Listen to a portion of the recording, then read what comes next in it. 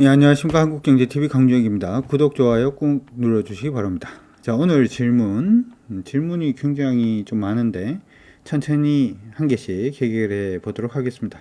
어떤 주린이 분들께서 질문을 주셨는데, 요즘 한국경제TV를 위시한 따라오는 여러 경제TV들 많죠. 그리고 이제 여러 사이트에서도 뭐 여러 종목들을 얘기를 합니다.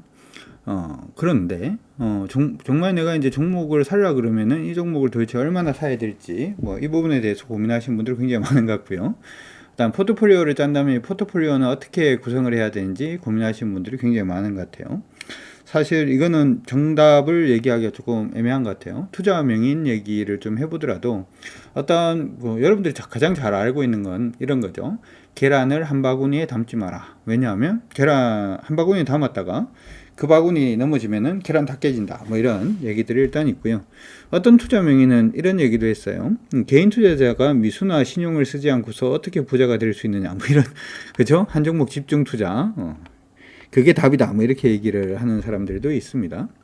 이게 뭐가 정답인지에 대해서는 한번 고민을 해볼 필요성은 있는 것 같은데, 먼저 이제 종목을 살 때 여러분들이 몇 프로나 매수를 해야 될까요? 라고 질문을 하는 거는 쉽게 생각을 하면 이게 사실 100% 완전히 무조건 갈 거다 이렇게 생각을 해버리면 다 사는 게 맞겠죠, 그렇죠? 가지고 있는 돈을 다 끌어다가 그 종목을 사는 게 맞는데 누구도 그렇게 하라고는 얘기를 안 합니다. 왜냐하면 이게 주식을 조금이라도 해본 사람은 미수나 몰빵은 하지 마라 이렇게 얘기를 하는 가장 주된 이유가, 이게 여러분들이 볼 때는 이게 주가 차트로 보일 수도 있습니다만은 사실은 이게 사람이 들어와 있는 회사거든요. 회사는 거기 안에서 어떤 일이 발생할지를 몰라요. 갑자기 뭐 큰 사고가 발생을 할 수도 있고요.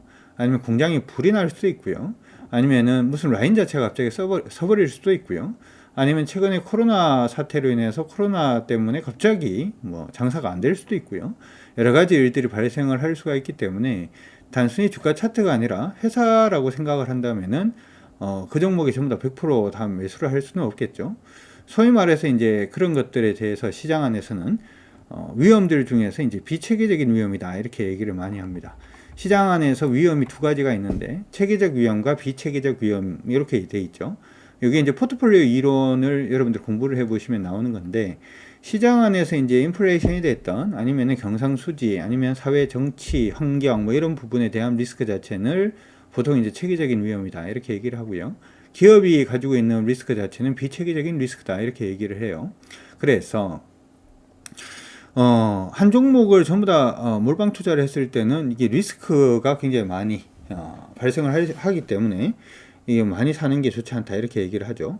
그러니까 어떤 사람은 이렇게 얘기를 합니다. 그럼 몇 종목 정도가 적당할까요? 라고 얘기를 했을 때, 투자라고 생각하고 매수할 때는 전 한 10종목 정도가 적당하다라고 생각을 해요. 똑같은 비중으로. 왜냐하면 투자는 주가 오르고 빠지고 하는 부분이 아니라 기업이 성장할 가능성이 높아서 매수를 했다면 그 성장을 타고 그냥 수익을 올리는 그런 부분이기 때문에 주가의 등락 자체는 리스크가 되지 않겠죠. 그렇죠? 다시 얘기를 해서 기업 하나가 10% 그러니까 10종목 정도를 똑같은 비중으로 들어가게 되면 종목당 비중은 한 10% 정도가 될 겁니다. 그렇죠? 그러면은 그 10%가 마이너스가 나기 위해서는 그 기업 하나가 상폐가 되어야지만 10% 마이너스가 확정이 되겠죠. 장기 투자의 관점에서는. 그렇기 때문에 장기 투자의 관점에서는 최소한 10종목 정도, 10% 정도 매수하시는 게 적당하다 이렇게 생각을 하고요. 두 번째로 아까 이제 포트폴리오 이론을 일단 얘기를 했는데, 어차피 리스크 자체는 조금 좀 이렇게 감추고 가는 게 좋으니까 포트폴리오 이론에 보면 어떻게 얘기를 하냐면은, 시장 안에서 체계적 위험하고 비체계적 위험이 있는데 체계적 리스크는 없앨 수 없어요. 그냥 제로가 될 수 없죠. 갑자기 이제 경기가 안 좋아진다든지 인플레이션이 생긴다든지 할 때는 똑같이 주가가 다 영향을 받기 때문에 체계적인 위험 자체는 없앨 수는 없습니다만은 비체계적인 위험 자체는 거의 0으로 만들 수 있다. 어떻게 0으로 만드느냐? 서로 다른 업종으로 14개의 업종, 종목 이상으로 분산 투자를 하는 경우 비체계적인 리스크 자체는 일단은 제로로 만들 수 있다. 뭐 그런 얘기들을 합니다. 그러면 14종목 정도를 해야 되니까 14종목이 넘어가면은 리스크가 더 줄어드느냐? 그런 건 아니에요. 그렇다라고 하면은 한 14종목 정도 하면 되겠네. 이렇게 생각을 하실 수가 있는데, 여기서 이제 중요한 것은 서로 다른 업종입니다. 그러니까 조선주를 2개를 샀다라고 조선주류 14개 종목을 뭐 매수를 했다고 리스크가 없다 뭐 이런 식이 아니라 서로 다른 업종으로 14개 정도 분산 투자 이렇게 지금 되어 있는데, 개인적으로는 여러분들이 만약에 지금까지 얘기하는 건 장기 투자의 관점이고, 단기적인 주가 등락을 생각을 한다면은 저는 어떻게 생각을 하냐면, 오전에 시장이 굉장히 크게 출렁거릴 때 내가 감당할 수 있는 종목 수만큼 종목 수를 미리 생각을 하셔가지고, 그 종목이 한 5종목 된다면은 뭐 20%씩 매수를 하시면 되겠죠.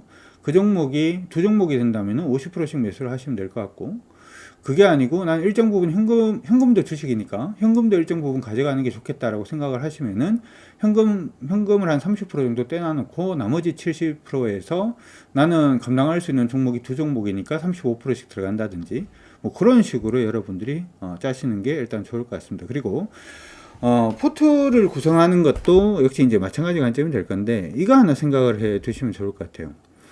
주식이라고 하는 부분은 대부분 사람들이 생각을 할 때 주식을 사고 난 다음에 오르는 것만 자꾸 생각을 하는데, 제가 생각을 할 때 중요한 것은 내릴 때가 중요한 거예요.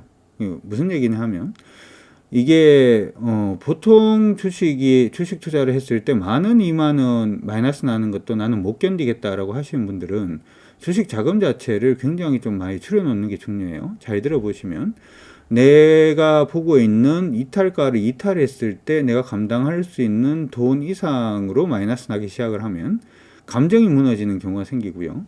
감정이 무너지기 시작을 하면 실수를 하는 경우가 많이 생겨요. 그래서 주식 투자를 할 때 여러분들이 몇 프로 정도를 매수를 할까라고 고민을 할 때 두 번째로 생각을 해야 되는 부분은, 내가 이 종목이 지금 얼마인데 이탈가가 얼마다, 그 정도 갔을 때 내가 이 종목을 얼마를 투자를 하면 얼마 정도 마이너스가 날 수가 있겠네, 그 마이너스를 내가 감당할 수 있는지 없는지를 여러분들이 생각을 해 보시는 것이 중요합니다.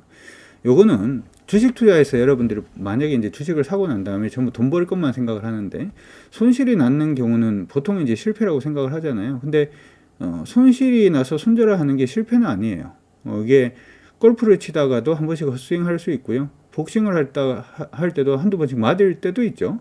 주식 투자의 하나의 과정이다 이렇게 생각을 하시고, 손절을 했을 때 내 감정선을 놓치지 않는 마이너스 폭이 얼마인지를 여러분들이 한번 생각을 해보시는 것도 좋을 것 같습니다. 그리고 자꾸 하시다 보면은 그 부분 자체가 내 감정적으로 조금 무뎌지는 금액이 계속 올라갈 거예요. 계속 올라갈 거니까, 사실 이제 주식 투자는 심리가 70%다 이렇게도 얘기를 하기 때문에 그 부분까지 같이 생각을 하신다면, 좀 오늘 길어졌는데 얘기를 하려고 그러니까 얘기할 게 많은데, 추천주를 몇 프로나 매수를 해야 되고 포트폴리오는 얼마 정도 몇 종목 정도를 구성을 해야 되는지 충분히 감이 오지 않을까 이렇게 생각을 해봅니다. 오를 가능성이 높은 종목으로 우리가 매수를 하는데, 오르지 않고 밀릴 때 나는 도대체 어떻게 할 것인가, 반드시 그거 생각을 하고 접근을 하시는 것이 정말 중요하다라고 하는 거, 그 부분 반드시 기억을 해 두시면서 오늘의 답변 여기까지.